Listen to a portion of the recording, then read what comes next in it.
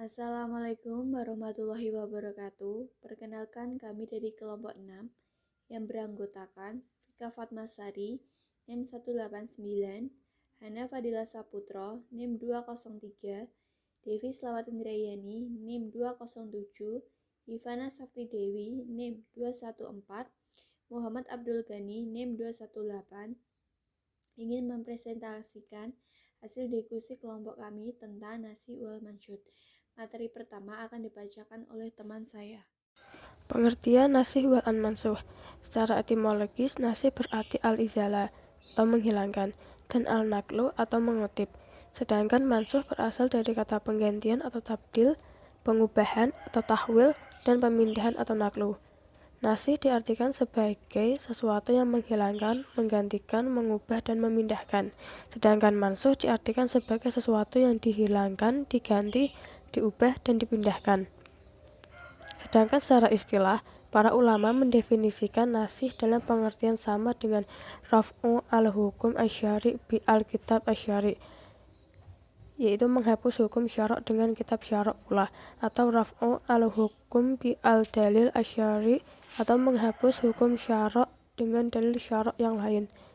Adapun istilah lain dari ilmu hadis, nas wal mansuh adalah ilmu yang membahas hadis-hadis yang saling bertentangan yang tidak mungkin bisa dikompromikan dengan cara menentukan sebagainya sebagai nasih dan sebagainya sebagai mansuh. Nasih wal mansuh adalah ilmu pengetahuan yang membahas tentang hadis yang datang terkemudian sebagai penghapus ketentuan hukum yang berlawanan dengan kandungan hadis yang datang lebih dahulu. Cara mengetahui nasih wal mansuh.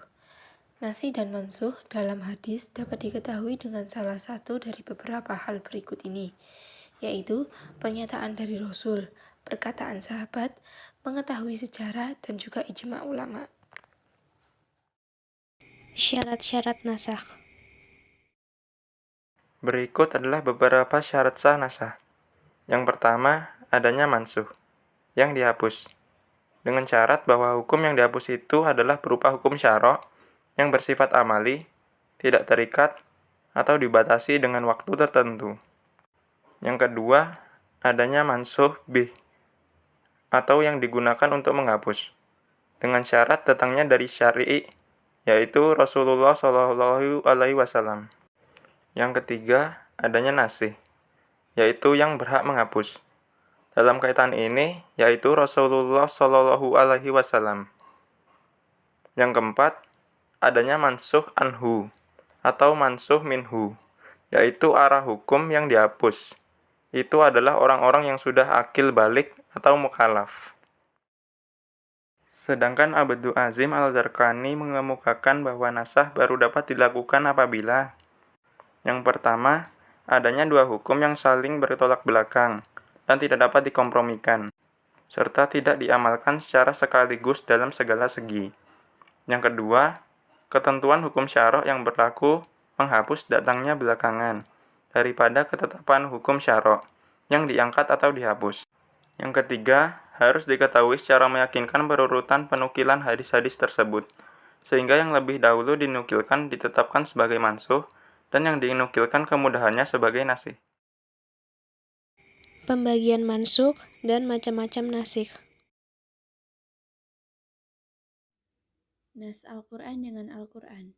Para ulama yang mengakui adanya nas telah sepakat adanya nas Al-Quran dengan Al-Quran, dan itu pun telah terjadi menurut mereka. Salah satu contohnya ayat iddah 1 tahun dinaskan dengan iddah 4 bulan 10 hari. Selanjutnya, nas Al-Quran dengan sunnah. Nas yang semacam ini terbagi menjadi dua. Pertama, nas Al-Quran dengan hadis ahad. Jumhur ulama berpendapat hadis ahad tidak bisa menaskan Al-Quran karena Al-Quran adalah nas yang muntawatir, menunjukkan keyakinan tanpa ada praduga atau dugaan padanya.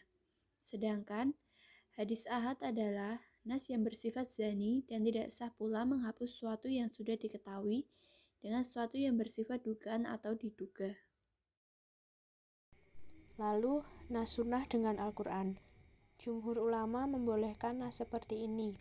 Salah satunya adalah menghadap ke Baitul Maqdis yang ditetapkan oleh sunnah. Kemudian ketetapan ini dinaskan oleh Al-Quran. Dan yang terakhir adalah nas-sunnah dengan sunnah.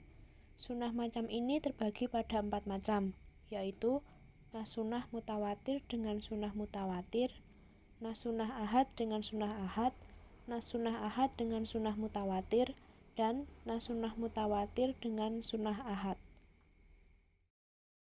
Sekian presentasi dari kelompok kami. Semoga bermanfaat. Kurang lebihnya mohon maaf. Wassalamualaikum warahmatullahi wabarakatuh.